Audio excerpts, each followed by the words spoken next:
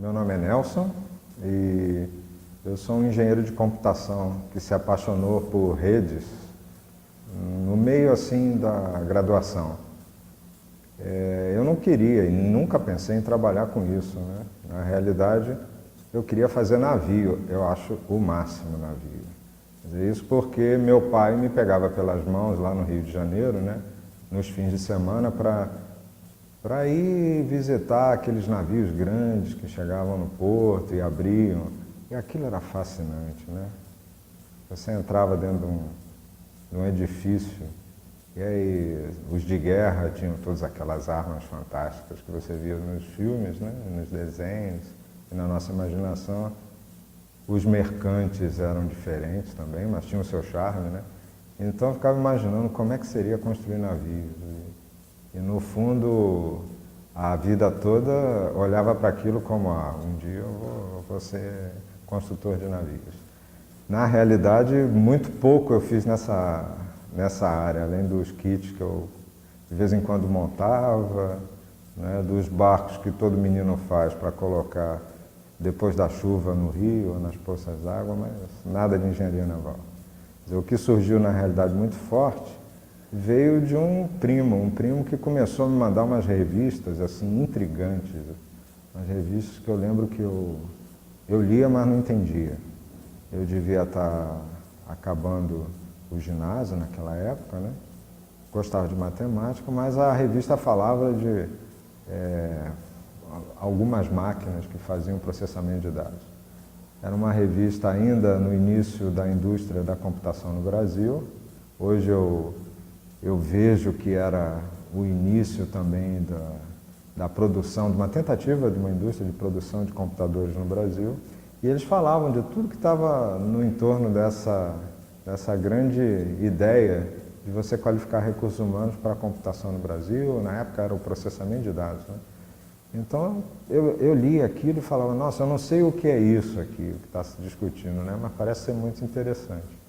Acho que foi o primeiro contato com computação. E daí é que surgiu um interesse que nasce também e é reforçado pela escola técnica. É uma experiência que hoje no Brasil está sendo muito incentivada, do ensino técnico, e ela é uma experiência que para mim também foi fundamental, né? Você viver ainda jovem, ainda adolescente, a possibilidade de ter uma profissão, é uma profissão que te encanta, né? E aí eu fiz um curso técnico de eletrônico na antiga Escola Técnica Federal do Rio. E isso abriu as portas para esse mundo da eletrônica, dos sistemas. Foi a época de montar todas as parafernálias possíveis e imaginárias, em áudio, em vídeo,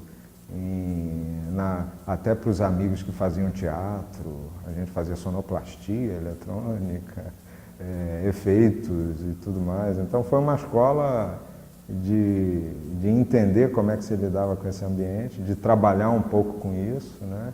E de abrir portas para algo que vai se realizar só mais tarde, né? Quando eu começo de fato, primeiro na própria escola, na Universidade Federal, e depois na Universidade Católica do Rio, a estudar engenharia. A engenharia de computação, ela surge também a partir dessa visão do que o homem podia fazer. Será que, naquela época, tinha muito essa discussão, né? O computador no lugar do homem, o computador no lugar do pensamento, do raciocínio, né? Será que o computador é mais esperto, ele é mais rápido, é mais inteligente? Então, ainda nessa época, a ideia seria, será que eu consigo montar computadores e viver disso aqui no Brasil? E isso foi sonhos também de uma geração, né? Uma geração que viveu um período no país onde a gente não podia comprar as máquinas, né? A gente desenvolvia algumas máquinas, a gente fazia alguns produtos, né? E ainda hoje isso eu acho que é uma oportunidade a ser aproveitada pelo potencial do país, né? Nessa área, dos conhecimentos que gerou, pelo progresso que fez na pós-graduação, em computação, sistemas distribuídos. Há muito ainda que a gente poderia fazer e não tem feito. Então, nesse caminho pessoal, foi aí que pela primeira vez, já sei lá, quase saindo da graduação, é que começaram minhas experiências com redes de computadores. E redes de computadores é um negócio fascinante. Para mim é muito fascinante.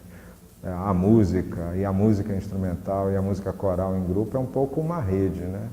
Ela sempre é uma expressão de uma harmonia entre muitos participantes, né? E a rede só surge pela riqueza do que ela une.